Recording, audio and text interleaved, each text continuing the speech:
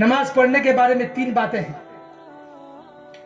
कि अगर कोई ऐसे ही टोपी पहन के नमाज नहीं पढ़ता है काहिली की वजह से, तो ऐसा बताया गया कि वो शख्स जो है सवाब पूरा नहीं मिलेगा, उसको सवाब उसको पूरा नहीं मिलेगा, बल्कि फासिक उसको कहा गया जो कभी भी टोपी पहन के नमाज ना पढ़े।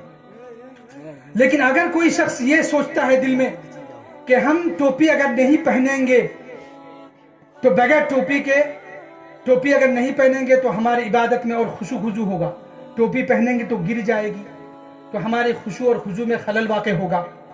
तो अगर किसी के दिल में ये है, नियत है, अल्लाह का नेक बंदा भी है वो, तो ऐसी सूरत में उसके लिए बताया मसले में कि अफजल ये है कि वो बगैर टोपी करके पढ़े, बगैर टोपी के नमाज पढ़ना अफजल है। किसके लिए है कि जो इस तरह नियत रखे तब।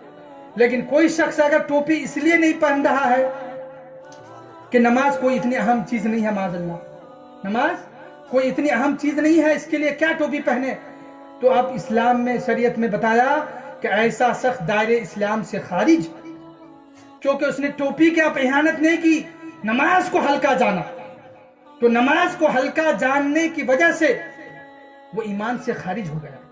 इसलिए हम किसी भी हाकिम के पास जाते हैं, हमारे घर पे कोई हमारा मुअज़्ज़ज़ आता है, कोई हमारा रिश्तेदार आता है जो हमसे उम्र में बड़े हैं, हम उनकी ताज़ीम बजा लाते हैं, हम उनके लिए अच्छे से अच्छे कपड़ा पहनते हैं, हम अच्छे तरीके से जाते हैं, बटन खोल के नहीं जाते हैं। लेकिन अल्लाह तो तमाम हाकिम का हाकिम है, उसकी बारगाह में अगर हमें जाना है तो हमें हर हाल में अदब का ख्याल रखना है। तो हमें अदब के साथ टोपी पहने, खुशबू लगाएं और खुशू और खुजू के साथ, सुकून के साथ नमाज पढ़ें। हम बटन कपड़े के खोले रखते हैं, उससे अगर हमारे सीने के बटन दिख रहे हैं, हमारा सीना दिख रहा है, मैंने बारहा लोगों को ये मसला बताया कि सीने के बटन अगर खुले हों जिससे सीना दिख रहा हो तो नमाज मकरूह तहरीमी है। ऐसी हालत में जितनी नमाजें पढ़ी जाएगी तमाम नमाजों को दोहराना होगा। लोग मसला समझने के लिए तैयार नहीं है, हमें मसला समझने की तौफीक ही नहीं है। अरे आलिम लोगों का काम तो ये है, हमें बताते रहेंगे, हम करें या ना करें। तो आलिम जिम्मेदारी उनकी सुबुकदोशी जिम्मेदारी से हो गई।